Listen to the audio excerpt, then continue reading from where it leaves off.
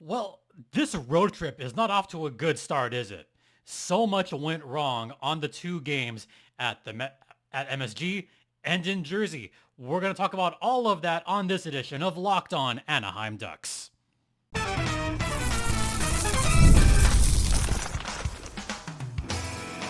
You're Locked On Ducks, your daily podcast on the Anaheim Ducks, part of the Locked On Podcast Network, your team every day. Well, here we go. Welcome to Locked On Anaheim Ducks, part of the Locked On Podcast Network. I'm your host, Jason Hernandez. I've been covering hockey for over a decade, and this episode is brought to you by Game Time.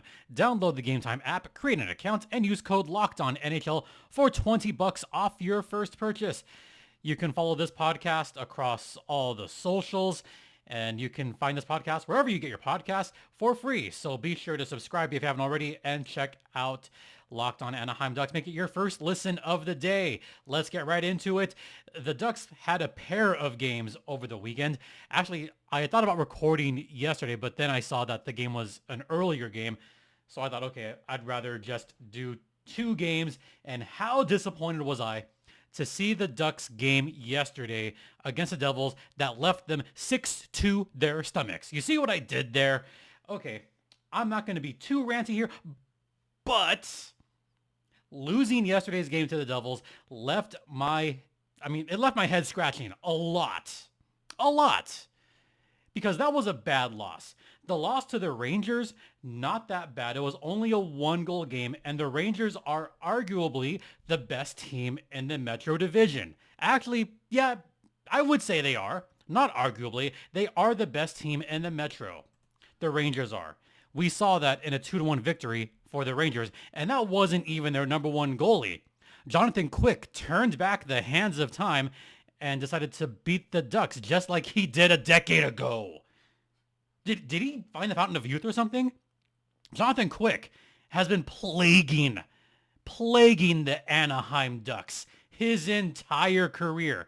This goes back to 2011, 2012, 2013, especially 2014, when the Kings beat the Ducks in 7 games in the Western Conference semifinals, when the Ducks lost Game 7 at home. Stop me if you've heard that one before, where it happened so many years in a row.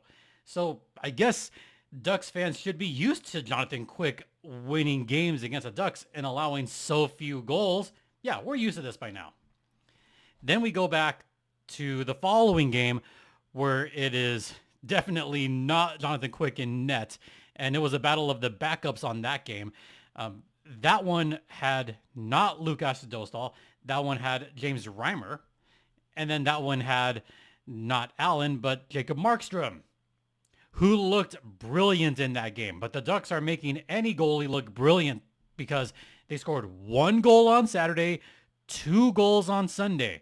I think the big takeaway for this weekend in general was night and day. Where was the effort one side, and then the effort wasn't there on the other side? I'm not saying that there was absolutely no effort there, but when you get called out by both the TV and the radio commentators from the Ducks side on Sunday, you know it's bad. What do I mean by that? Saturday's game against the Rangers, they played their butts off on Saturday's game. They really did. They did the best they could to give Lukas Dostal a chance for the victory, and that did not happen. The Ducks actually outshot the Rangers in that game. They had faster skates. They were beating the Rangers.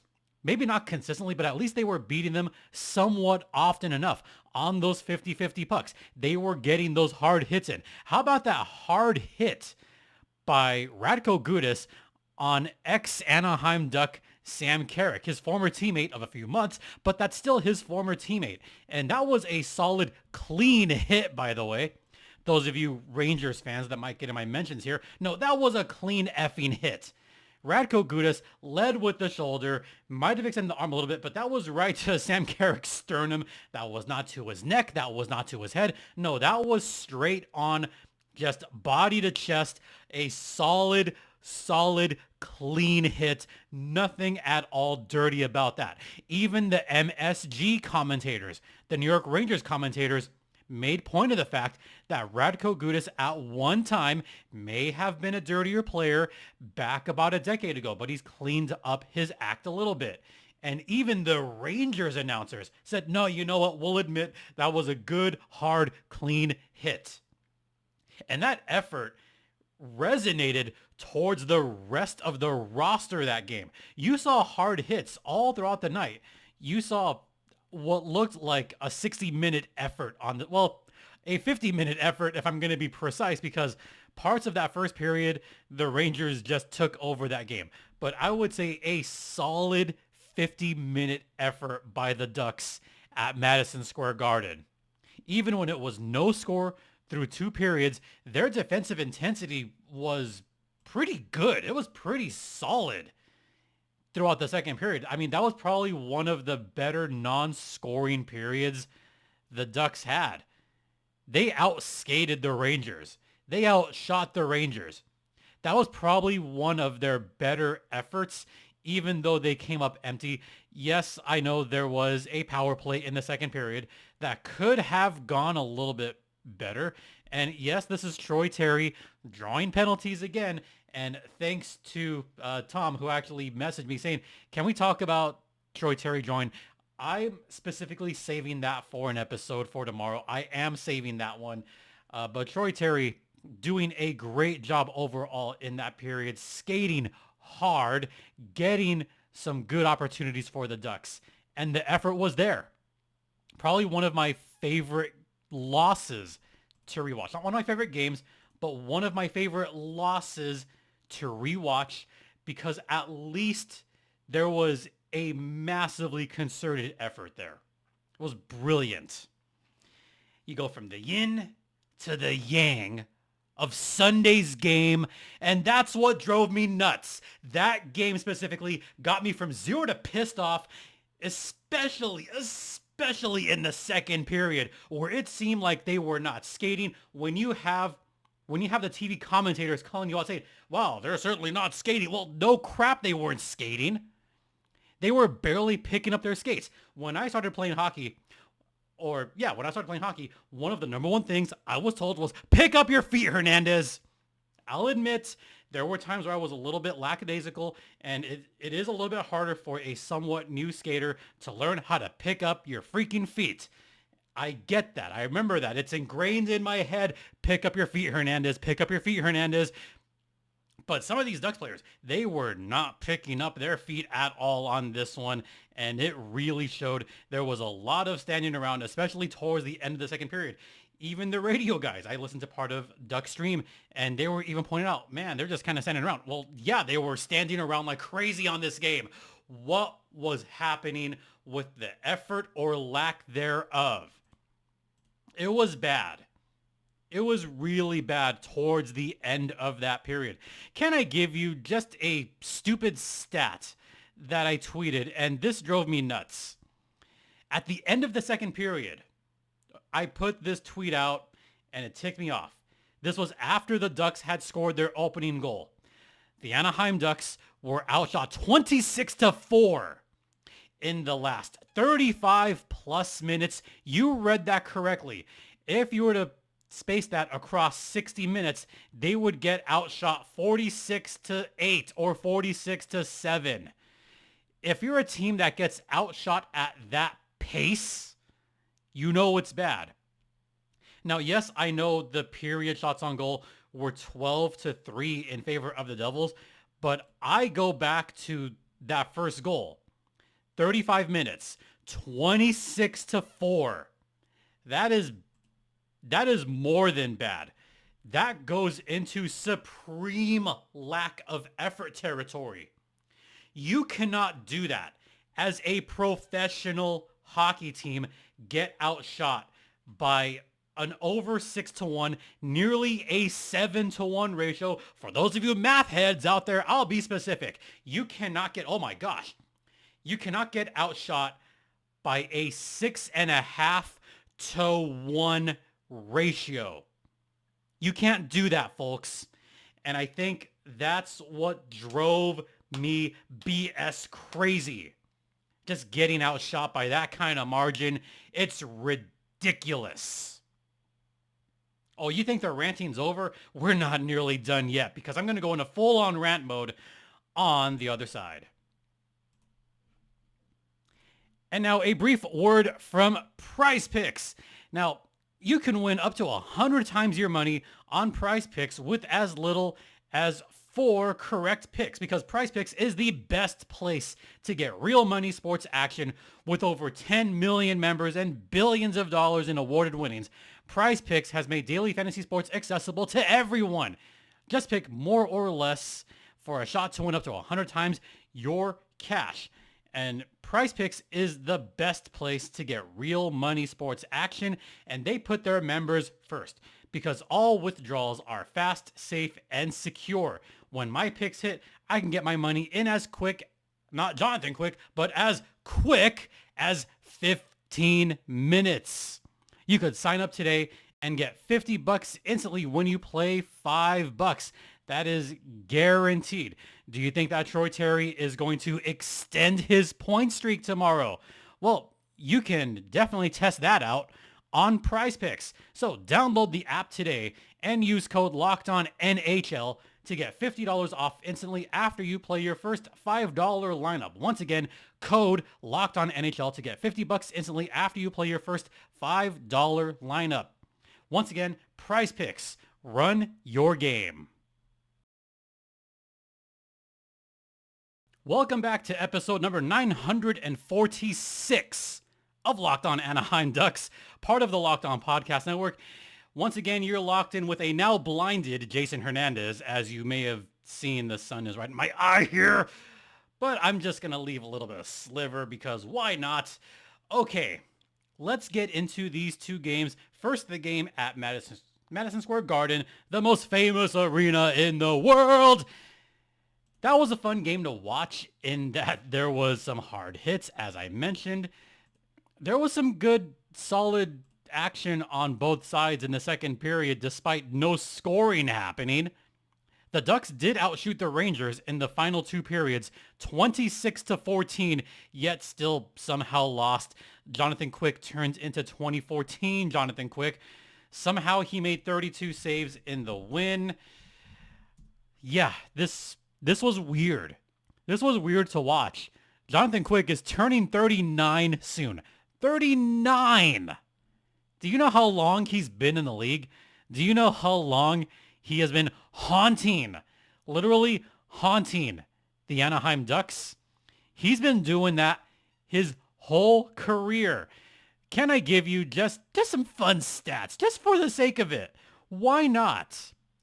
In 54 games against the Anaheim Ducks, this is his record, 30-13-9, with a goals against of only 234 and a save percentage of .913. That's pretty good. That's actually really good. When I look at some of the other teams that he's faced, the Capitals not that great. Vegas, he's struggled against. Winnipeg, he's really struggled against. The Kraken, don't get me started on that. He has somehow really excessively struggled against the Predators. The Sharks, he's done really poor against. So yeah, to have those kind of numbers against the Anaheim Ducks, a little bit higher than normal. His career stats, by the way, his career stats also very good for Jonathan Quick. Save percentage of .911, career goals against of about 2.5.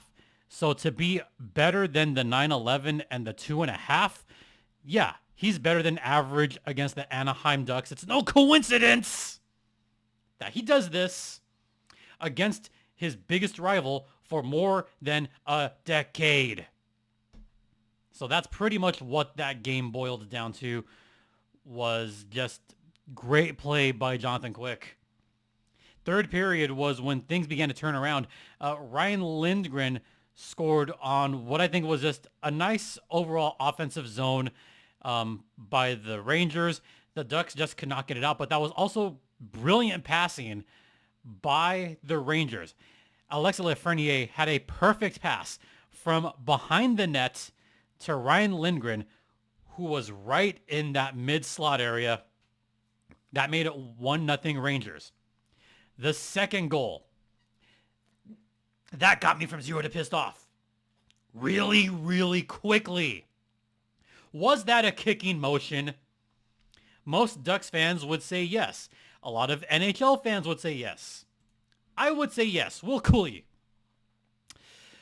Will had the puck deflected from Capo Caco from about like a weird mid-range. And it was somehow deflected, kicked in, whatever. Philip Hedel was the one that brought it to Caco and then got it towards the net. And there was kind of a kick, maybe a kick. His skate did definitely move. And his skate did move towards the net. And they replayed this for more than a few seconds.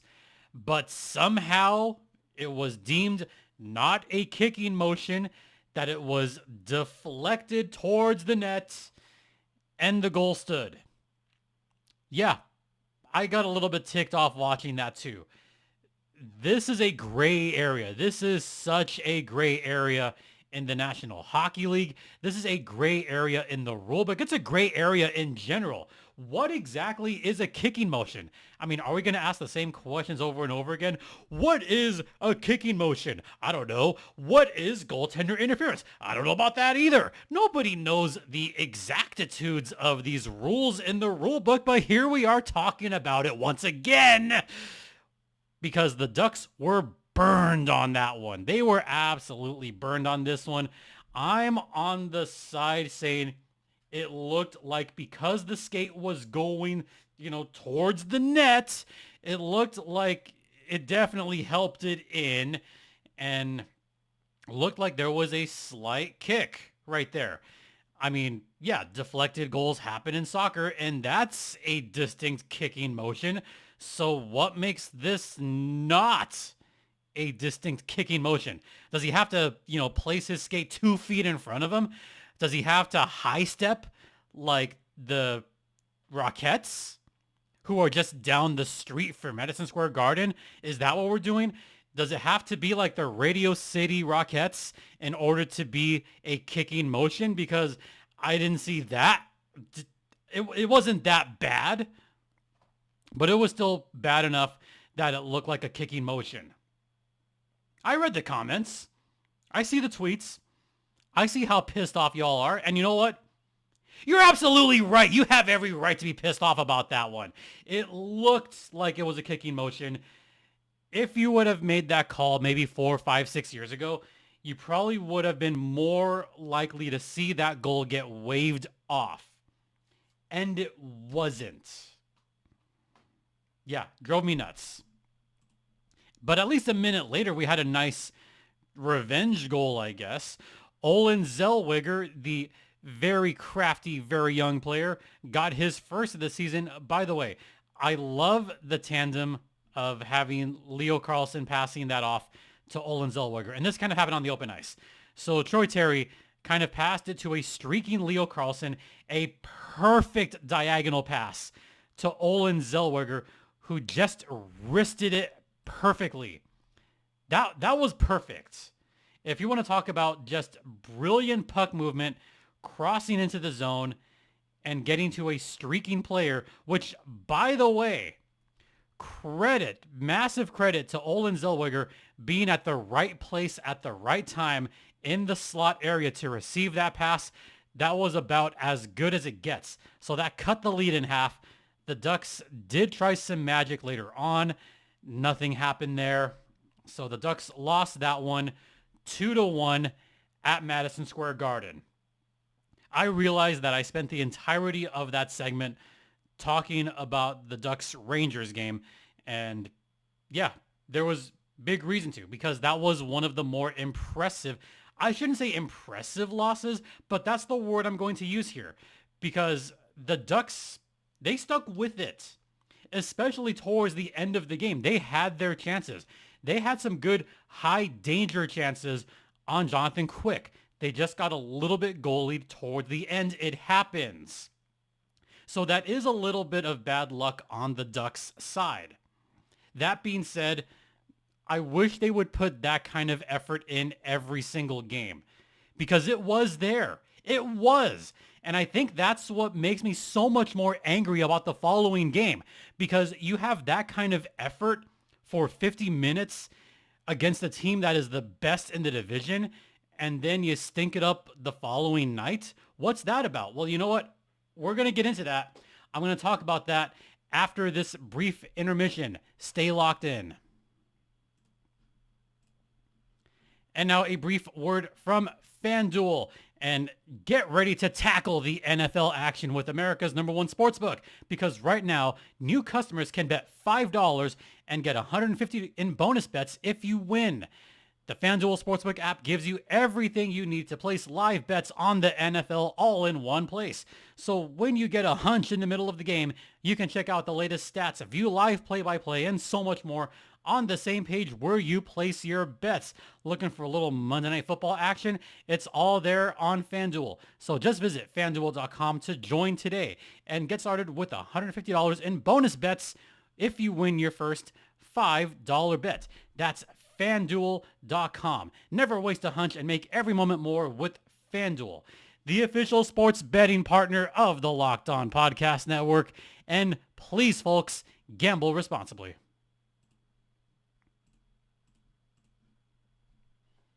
Welcome to the pissed off segment of Locked On Anaheim Ducks. Okay, let's talk about the Ducks Devils game, because that ticked me off to no end. The first 5 minutes were good. You're going to have about 1 minute of happy Jason talking about the good of the Ducks. They got off to a fantastic flying start. They outshot the New Jersey Devils 6-2 in the first 5 minutes of this one. We had a brilliant goal right away. It looked like the Ducks were probably going to run away with this one, because they were running circles against the New Jersey Devils to start off the game. They were out skating them, out hustling them, out everything them. Perfect pass by Troy Terry, by the way, and this was a brilliant pass. This was just what I thought was a nifty little drop pass right down to Brock McGinn, and Brock McGinn went 7-hole, complete 7-hole, and that was brilliant. Right on Markstrom. Perfect shot, perfect placement, and Troy Terry, with the presence of mind to streak in as fast as he did and create time and space for Brock McGinn. Troy Terry's ability to draw the defenders back, and this is something that he needs to continue doing, because he's been doing that to start the season. So I will give my kudos to Troy Terry on that one, and really the past couple of games, because he did that against the Rangers. He did that against the Devils. He created time and space for his teammates.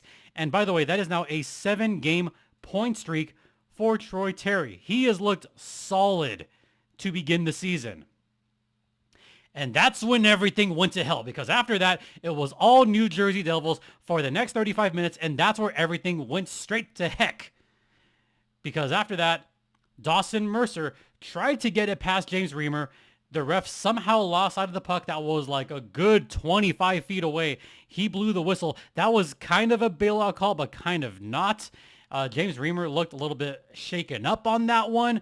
He appeared to be okay, but it was still 1-0 Ducks.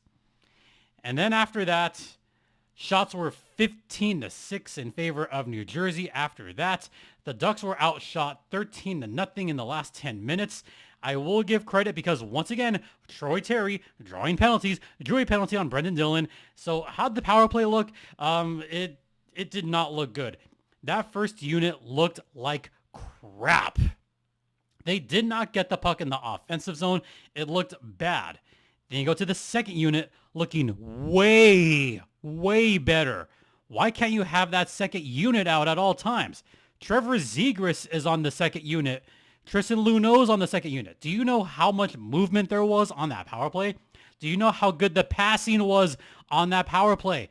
Trevor Zegras had a perfect diagonal pass that had a little bit of zip to it, and if it was received cleanly, that would have been a goal, and it wasn't. Trevor Zegras has looked pretty good as long as he can create those opportunities and continue to create those opportunities for his teammates. They're eventually going to go through. That's what I liked about the second power play unit. Why not put Z in the first one? Really shake things up. Okay, so at least after 20 minutes, the Ducks still had a 1-0 lead. And this is what I thought in my mind after one period. God, they sure look like crap at the end of the first period, but at least they have a 1-0 lead. If that's the worst they played, if they can play a little bit harder in the second period, maybe they have a shot at beating the Devils. Oh, I actually thought that. Oh, how stupid of me to think that. Shot attempts were 30-13 in favor of the Devils in that first period. It got worse. It got way worse. Shot attempts at the end of two periods was 54-24 in favor of the Devils. It got exceedingly worse after that. How much bad? All bad. All bad. First, the Devils scored on a delayed penalty. Stupid play by the Ducks, not getting the puck out of the zone. They just couldn't get it out. So it was 1-1. And then Stefan Nason, the former Duck, by the way, the former Anaheim Ducks San Diego goal, Stefan Nason, was somehow left completely alone in the mid-slot area. So that made it 2-1. And I did say the Ducks defense completely fell apart. It did. It really fell apart after that. To which it prompted me to tweet, don't look at the heat map. Don't look at the heat map. Don't look at the heat map. Ah, dang it. I looked at the heat map. If you go on the LO_Ducks Twitter, I said, don't look at the heat map. And stupid me posted it because I didn't think it was that bad. It was that bad. A whole stupid blob of red in the entire Devil zone. And the Ducks have what? Maybe a few spots and that's it? Ah! Drove me nuts. Drove me completely nuts. And then the Ducks had what I still consider the stupidest penalty in all of hockey because this one is completely preventable. Too many men on the ice. That's still a completely preventable penalty. I don't know how many times I have said this over the past 2 seasons. This goes back to the Dallas Eakins days. Stop taking that kind of penalty.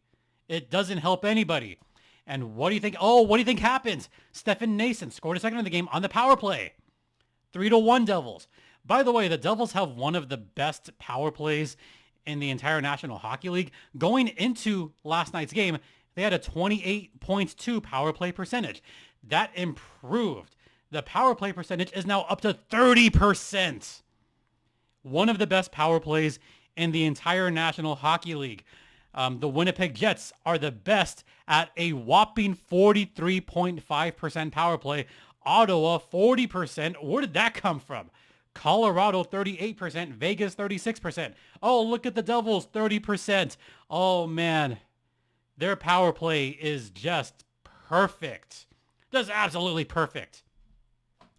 And then that's when the efforts seem to stop. Just completely stopped. For no stupid reason. That's when I started to hear the commentators, both on the TV and the radio side, they kind of called out the Ducks. They called out the Ducks, so you know what? I'm going to do the same. Where was the effort? Where was it? They stood around like a bunch of ragdolls in the last 3 minutes of the period. Here's what happened. Okay, I'm just going to kind of stand around. Okay, I'm going to move my body. Maybe put my stick down. No, put your stick down. At least have an active stick. That didn't happen either. They just kind of shuffle. Okay, I'm going to try to move my feet. Okay, nothing's happening. Oh, okay. Well, what do you think is going to happen if a team stands around? They're going to get scored on. They're going to get scored on again and again and again and again. And that's what happened in that second period. They got scored on 4 times in that second period, twice in the final 3 minutes when they were just standing around like nothing. It was bad.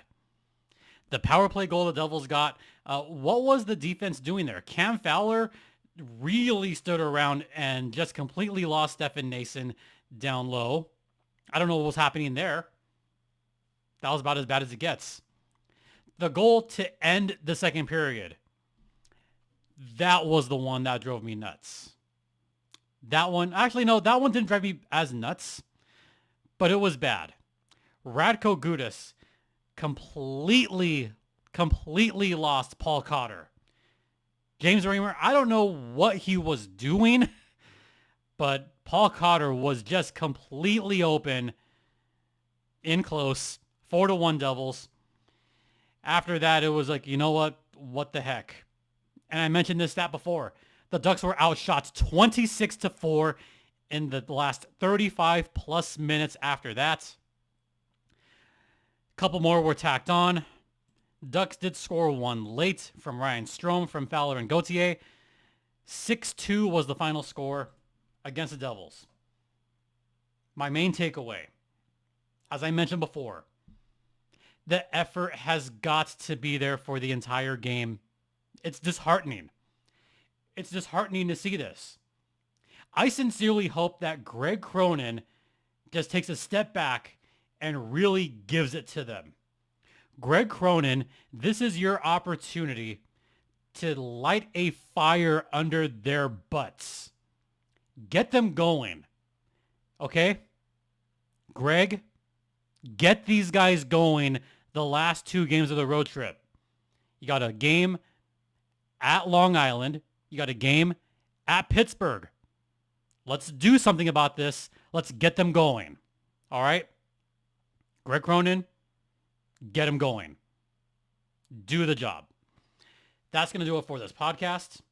Once again, thank you all so much for listening. Thanks for watching. Thanks for making this your first listen of the day. Go ahead and make Locked On NHL your second listen of the day, where they're not nearly as angry as I just was. You could follow me on Twitter X at StimpyJD. The show's Twitter X is at LO_Ducks. You could email me at lockedonanaheimducks@gmail.com. And please send in your kind thoughts, because I definitely need it right now, especially after that last game.